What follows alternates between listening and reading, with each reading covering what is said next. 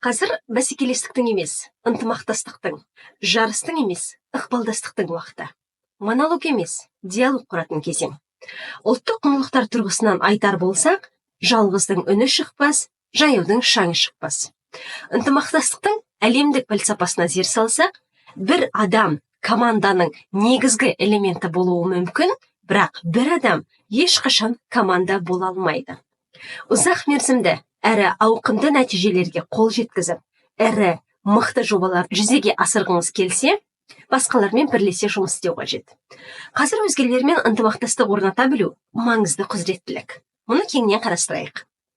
Менің аты жөнім Қайратова Арайлым, мен Қазақстан Республикасы президентінің жанындағы Мемлекеттік басқару академиясының тренерімін, және бүгін біз сіздермен командада, ұйымда, жалпы өзге адамдармен ынтымақтастықты орнату мәселелерін, шиеленістер кезіндегі мінез-құлық модельдерін зерделейміз. Ынтымақтастық бұл қатып қалған жүйе емес, бұл үздіксіз жетілдіріп, нығайтып отыруды қажет ететін процесс. Salesforce зерттеуіне сәйкес, сауалнамадан өткен 1400 басшының, қызметкерлер мен оқытушылардың 86% ынтымақтастық болмаса, жұмыста табысқа жету мүмкін еместігін көрсеткен. Қызметкерлердің болуы команданың болуы деген сөз емес. Бұл жай ғана ұжым болуы мүмкін. Ынтымақтастық сөзінің түбірін алайық. Бұл ынтымақ. Ынтымақ дегеніміз бірлік. Ал бірлік болу үшін бір мақсат керек. Яғни әр қызметкер жеке мүдделерінің жетегінде кетпейді. Ортақ бір мүдденің айналасына топтасады.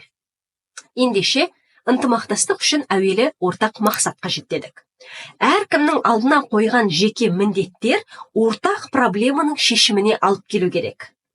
Табыс деген жай әдемі сөз болып қалмау керек. Дәл осы жобаның, немесе дәл осы міндеттің қажет етілетін нәтижесі қандай екендігін анық айқындап берсеңіз, команданың әр мүшесі қайда талпыну керек екендігін анық түсінетін болады. Сол нәтижеге жетуде әр қызметкердің жеке рөлін анықтап беру қажет. Кім жұмыстың қай аспектісіне жауапты екендігін білсе, бір жағынан түсінбестік орын алмайды, бір жұмысты екі адам жасап жүрмейді. Екінші жағынан, сол арқылы командадағы әркім өзгелер үшін маңызды, құнды екендігін түсінеді. Өзін бүтіннің бір бөлшегі екендігін сезінеді. Сондай-ақ, ұйымның миссиясы туралы жиірек айтылу қажет. Қызметкерлер миссияны жай түсініп қоймай, онымен шабыттануы қажет. Сонда олардың командалық, ұйымдық ынтымақтастығы анағұрлым берік болады. Екіншіден, ынтымақтастықтан не күтетіндігіңізді айтыңыз. Екінші тарап оны анық білуі қажет. Қызметкерлердің лауазымдық нұсқаулықтары олардың жеке міндеттерінен бөлек, олардың бірлесе атқаруы тиіс рөлдері туралы ақпаратты да қамтуы керек. Үшіншіден, өзге тараптың мықты тұстарын ұмыт қалдырмаңыз. Офис Team зерттеуі бойынша қызметкерлердің 66% оларды бағаламайтындығын сезсе, жұмыстан шығатындықтарын көрсеткен екен. Миллениалдар арасында бұл көрсеткіш 76%-ға жетеді. Әр мүшесі өзінің жеке дағдыларын іске асыра алғанда, командада өрлей түседі. Ынтымақтастық, яғни ортақ бірлескен жұмыс барысында өзіңіздің сол мықты тұстарға сүйенетіндігіңізді көрсетіңіз. Төртінші, икемділік. Роботтардан басқа ешкім робот емес екендігін ұмытпаған жөн. Ынтымақтастық әр тарапқа қолайлы болу қажет. Кейбір жұмыстарды қызметкерлер өз ырғағына сай икемдеп алатындай еркіндік берілу керек. Себебі адамдарды шекараға тығып тастау бірлескен жұмыста креативтің жойылуына, психологиялық қысымның орнауына, кәсіби күйзеліске түсуіне де негіз жасауы әбден ықтимал. Бесіншіден, кері байланыс. Жұмыс барысын үнемі талқылап отыру, қажет жерлерде түзету енгізіп отыру, конструктивті сын және идеялар алмасылып отыру командада ынтымақтастықтың артуына жағдай жасайды. Сонымен, біз ынтымақтастық орнатуға арналған базалық жағдайларды қарастырдық. Дей тұрғанмен, адамдар арасындағы қарым-қатынаста келіспеушіліктер мен шиеленісті жағдайлардың туындауы да әбден қалыпты табиғи дүние. Сол шиеленістер жұмысқа, жобаның тиімділігіне кесірін тигізбес үшін, шиеленіс кезіндегі мінез-құлық модельдерін білгеніміз жөн. Шиеленіс кезіндегі мінез-құлықтың 5 негізгі моделі бар, соларға тоқталайық. Біріншісі бәсекелестік, оны акула деп алайық. Екіншісі бейімделу немесе реттеу, оны қонжық деп алайық. Үшіншісі қашқақтау немесе жалтару, оны тасбақа деп қарастырайық. Төртіншісі ымыра, компромисс, түлкі, және бесіншісі ынтымақтастық, үкі. Біріншісі бәсеке. Шиеленіс кезіндегі мінез құлықтың бұл әдісін ұстанған адам басқаның мүддесі ескерілмесе де өз мүдделерін қанағаттандыруға ұмтылады. Бұл стратегияны ұстанған адам шиеленісте бір ғана тарап жеңіске жететіндігіне сенімді. Ал бір қатысушының жеңісі сөзсіз екіншінің жеңілісін білдіреді деп есептейді. Мұндай адам не болса да айтқанынан қайтпайды және басқа адамның ұстанымын ескермейді. Бұл тәсіл ұзақ мерзімді қарым-қатынастар үшін тиімсіз. Ұзақ мерзімді қарым-қатынастар барлық қатысушылардың тілектері мен мүдделері ескерілгенде ғана тұрақты болуы мүмкін. Акула деп аталатын мінез-құлық стратегиясы ұзақ мерзімді нәтиже бермейді. Жеңілген тарап өз еркіне қарсы қабылданған шешімді қолдамауы немесе тіпті жасырын әрекеттер жасауға тырысуы мүмкін. Бүгін жеңілген кез келген адам ертең ынтымақтастықтан бас тартуы мүмкін. Сондықтан бұл стратегияны ұстанбаған жөн. Келесі екінші стратегия бейімделу. Шиеленіске қатысушы бір тарап қарама-қайшылықты болдырмау үшін өз мүдделерін құрбан етуге дайын болатын мінез-құлық тәсілі. Мінез-құлықтың бұл стратегиясын көрсету үшін жұмсақ ойыншық қонжықтың шартты атауы берілген. Ол біздің тарапымыздан ешқандай күш жұмсамай-ақ бізге жылулық пен жұмсақтық сезімін береді. Шиеленістерді шешудің бұл стратегиясы қарым-қатынаста максимумға және жеке мақсаттарды орындауда минимумға бағытталған. Мінез-құлықтың негізгі қағидасы қалағаныңыздың бәрін алыңыз, тату-тәтті өмір сүрейік. Бұл да ұзақ мерзімді ынтымақтастыққа жеткізбейтін стратегия. Келесі үшінші қашқақтау немесе жалтару.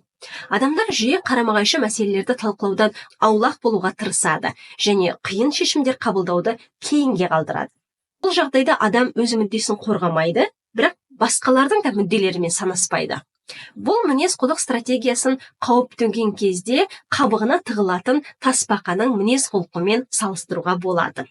Бірақ ұзақ мерзімді қарым-қатынастарда барлық даулы мәселелерді ашық талқылау маңызды. Себебі мәселеден қашқақтау қанағаттанбаушылық пен шиеленістің өршуіне алып келеді. Келесі төртінші ымыраға келу, компромисс.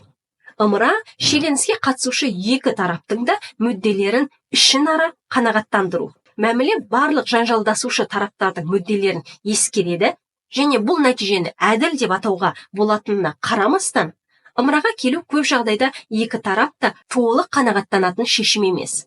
Бұл жанжалды шешудің аралық кезеңі ретінде қарастырылатындығын ескерген жөн. Бұл стратегия сақтық пен қулықты біріктіретін түлкінің мінез-құлқымен сипатталады. Бұл стратегия, егер сен аздап берілуге дайын болсаң, мен де аздап көнемін деген қағида бойынша жұмыс істейді. Ымыраға келу стратегиясы ақпаратты талдауды қамтымайды. Адам пікір алмасады, бірақ өзін ыңғайсыз сезінеді. Оның өз позициясы жоқ. Оның мінез-құлқы басқа тараптың позициясына байланысты ауысып отырады.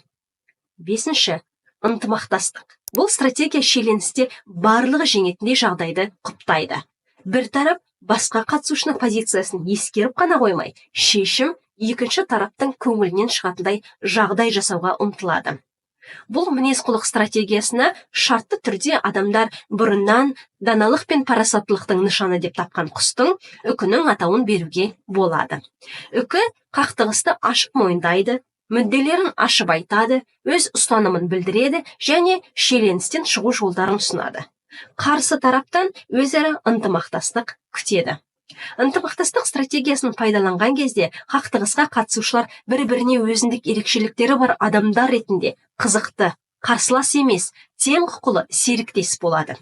Олар қарым-қатынаста шынайылыққа және максималды сенімге ұмтылады. Олар өзара ұрыс-керіс, айыптаумен айналыспайды. Мәселенің мүддесі үшін эмоциялар жойылады. Бірлескен шешімдерді іздеу кезінде серіктестер қақтығыстың тарихына қызығушылық танытуы мүмкін, бірақ бұл өз алдына жеке мақсат емес. Осылайша, өзара тиімді және ұзақ мерзімді ынтымақтастық орнайды. Сонымен, құрметті осы видеоны көріп отырған көрермендер, бұл мінез-құлықтың ең тиімді стратегиясы екендігін айтқым келеді. Сіздерге бүгінгі видеомыз пайдалы болды деген сенімдемін. Ынтымақтастықтарыңыз өзара жемісті болсын.